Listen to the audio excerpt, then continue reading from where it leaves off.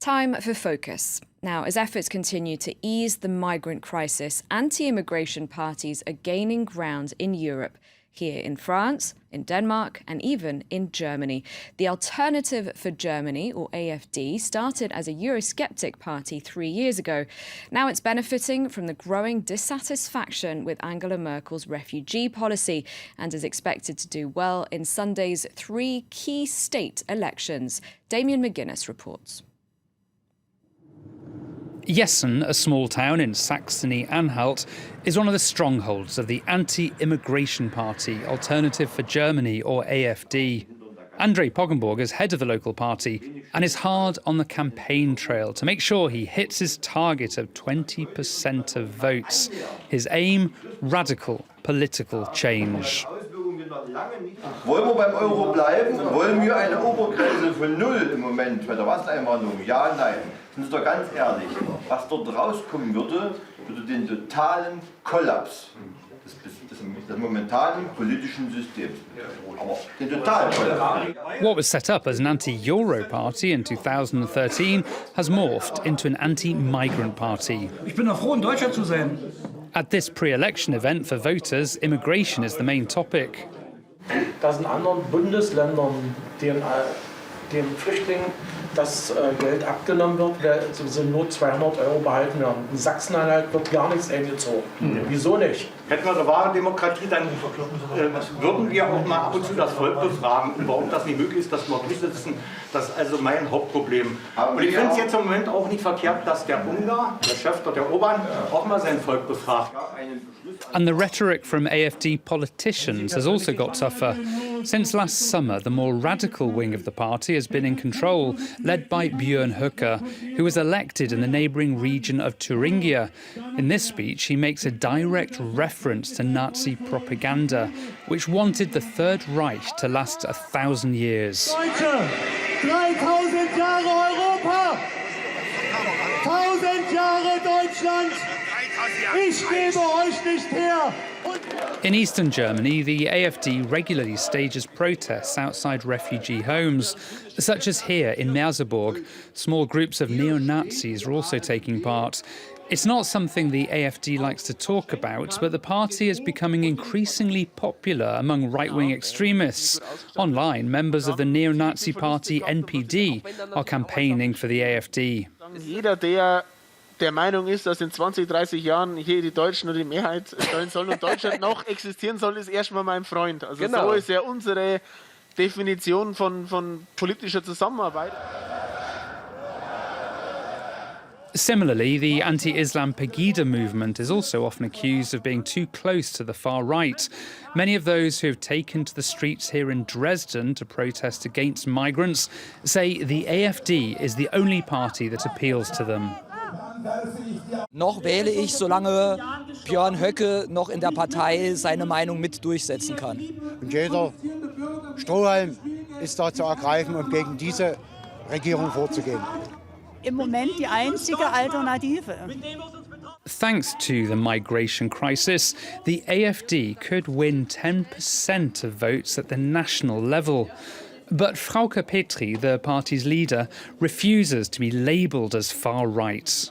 Ich finde es sehr bedenklich, wenn in Deutschland Bürger auf der Straße ohne jegliche Begründung als Nazis bezeichnet werden können. Und wir erfahren aktuell, wenn wir uns die Umfragen ansehen, ja, was die Bevölkerung davon hält, dass es in der deutschen Politik kaum noch eine wahrnehmbare konservative Opposition gibt. Und deswegen ist die AfD an dieser Stelle sehr nötig. So is this the first sign of German society becoming more extreme? 3 years since being founded, the populist protest party AfD is the only political group to have profited from the worries sparked by the migration crisis. For more on this, I'm now joined from Berlin by a history professor, Dieter Gosewinkel. Hello, thank you very much indeed for joining us. Now, the AfD was founded initially to protest against Germany's handling of the Eurozone crisis. When did it start appealing to people dissatisfied with Angela Merkel's refugee policy? Well, it was founded, as you said, in 2013 as a protest against the euro crisis and against European integration. And it, from the beginning, from scratch, it was something. It had something like an anti-migrant aspect. But this anti-migrant aspect became very important in last autumn, when Angela Merkel started her policy.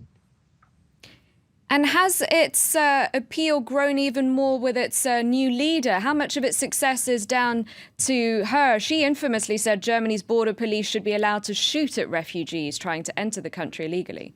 Yeah, but this new leader, Frauke Petry, is just the result of let's say, a programmatic separation of two wings of the party. The, let's say, more liberal, more bourgeois part, represented by a leader called Lucke, went away, and the others, the national conservative wing, became stronger. And nearly at the same time, the migration crisis became more and more important, became increasingly important. So these two events met each other, and within 2 months in last summer. So they came together, and this had an explosive effect. And does it have, the AfD, any links with the Pegida, the anti-immigration movement, Pegida? Yes, certainly with the Pegida. As far as I can see, leaders and people from the AfD started to say that we have to collaborate with Pegida from the end of 2014 on, when Pegida came up, and the refusal, to some extent, of the, let's say, more liberal bourgeois part of the party to cooperate with Pegida was one of the reasons for the separation.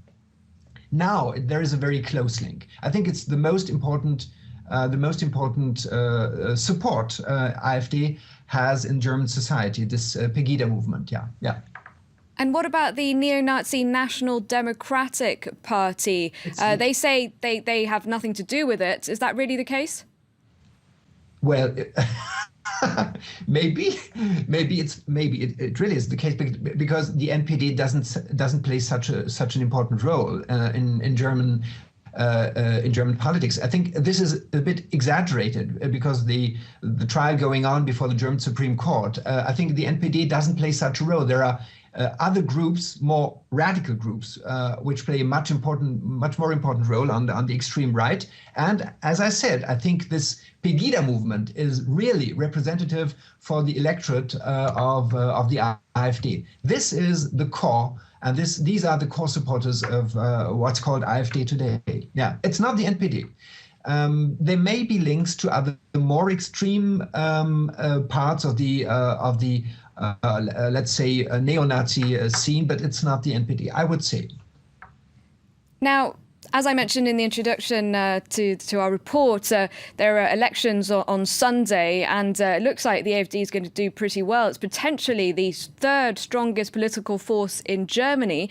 But is it really being taken seriously by politicians from established parties? I think it should be taken seriously by people from other established parties, because the AfD exactly, and we can show that, exactly profits from, let's say, the blindness, to a certain extent, blindness of the established parties to look at the topic of euroscepticism, to look at the problem of migration, and we can show that this neglection is the most important, and this, let's say, weakness of the established parties is the most important reason for the strength of the AfD. So does its growing popularity really mark a big turning point in Germany, especially when you consider that for decades it's a country that's prided itself on the almost complete non-existence of far-right parties, although it doesn't accept that label of far-right? There always has been far-right in Germany, much more or less strong. It had been quite weak during the last 10 years, but now I think it's a new, it really might be a turning point, because I would call it a radicalization of the center. It's not only the extreme right and the extreme left, but it's something like radical and extreme positions, people who normally voted SPD, Social Democrats, or even Christian Democrats or liberals. They are getting radical more and more, and they don't belong, let's say, genuinely to what we call extreme right or extreme left. And this is maybe this is the turning point. I would call it extremism of the center. And do you think that it can be linked to the wider movement we're seeing across Europe with the rise of these anti-immigration parties? It certainly can. I think there are quite a few similarities with Marine Le Pen, Le Front National, particularly, and with other movements, let's say in Belgium and in the Netherlands. We can find that, yes. And I think there are links too. There are not only programmatic but personal links. All right, thank you very much indeed, Professor Dieter Gosewinkel, for joining us from Berlin.